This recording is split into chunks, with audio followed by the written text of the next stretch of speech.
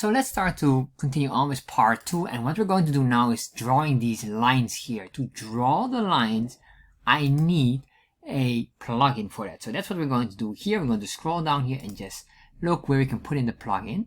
And I'm not talking about this plugin here because this plugin object is specifically for items within chart.js options, like the legend, the tooltip, or some advanced customized plugins, but I will not go into that. So here the options, we follow this here, we can say comma, and then we're going to say plugins. It's just outside the options. This is an array because we can have more than one plugin, and let's give this plugin like lines. I have no proper term for it, but let's say lines is fine. Of course, you can give it something far more descriptive. So I'm going to say a lines plugin block. And then in here we say constant lines equals ID, and then we're going to put in the lines. And then what we're going to do is when would we like to draw these lines, I'm going to say here after data sets draw, and then we're going to say chart, arcs, and plugins. Of course, these two here I won't be using, but I will be using this one here.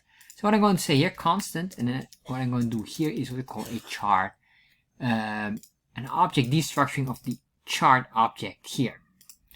So if you don't understand what I'm doing here or what I'm saying here, go and check out my video understanding chart.js object destructuring. Very important to know.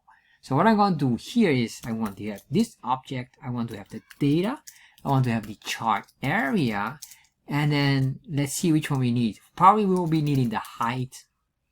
We can say here left, right, maybe top and bottom. And then, well, what I can do here, maybe just for the sake of it, putting here the width. Of course, you can remove afterwards anything you don't need, which is probably recommended to make it just go more faster. So now we have this. I'm going to say ctx.save to save all variables above, and then we're going to start to draw the item. What I really need to do here is the following. I want to draw the line where I need to be here in the exact center of this point here. So how do we get this information?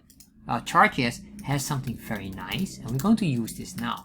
I'm going to say chart and then get dataset meta, and then we say here index 0, and then we're going to say here dot data, and since we only have one data point here, we're going to say here 0. If I save this, refresh, open up the developer tab, you can see we get all the information of the bar element, which is wonderful because now we can play around with this. So you can see here, this is all, and you might wonder, why do I see, if I scroll a little bit, let me just make this like that, so you're able to see my scroll.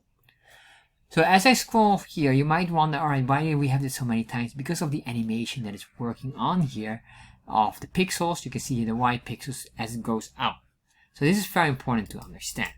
So what I really need is just two things. Number one, I need to know where is the X position. And the X position here, you can see is 104, which is this point here, or at least this center here, because the X scale is based on left to right, or the horizontal scale, I guess.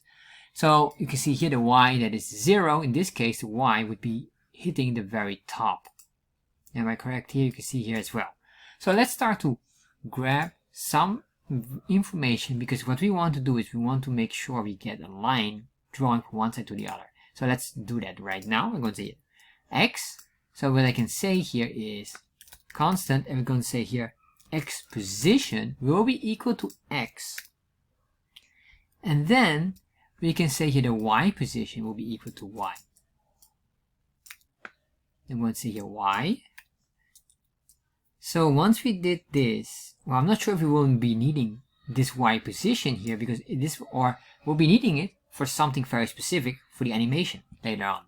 But probably not the proper guideline as our positioning right now. But anyway, doesn't matter. We do need another thing here, is the thickness of the bar. Yes, so we have here this bar that goes from left to right. And if I want to make a line, I want a line here, or sticking out on this side, hitting the border, but not inside of the bar. You can see here we get the width, and you can see here that the length, or the width, or the thickness of the bar is 30 pixels and 0.72 something. So what we're going to do is, just going to copy this, going to say here, bar width or bar thickness. That's maybe the right term. And then we're going to say here this will be the width. So as we have this here now, we should just start to draw a basic line here. So what I'm going to say here, ctx dot. And then we can say here line or move to, because that's the starting point.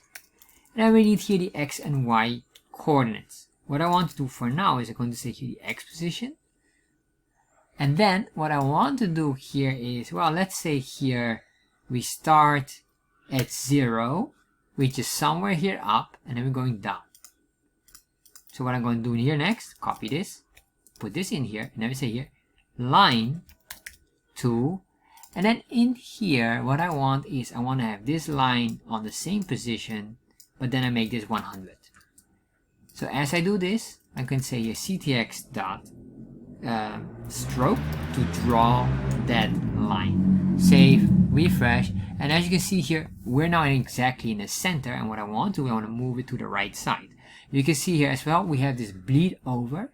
Don't worry about it, we're going to tackle that in the next video.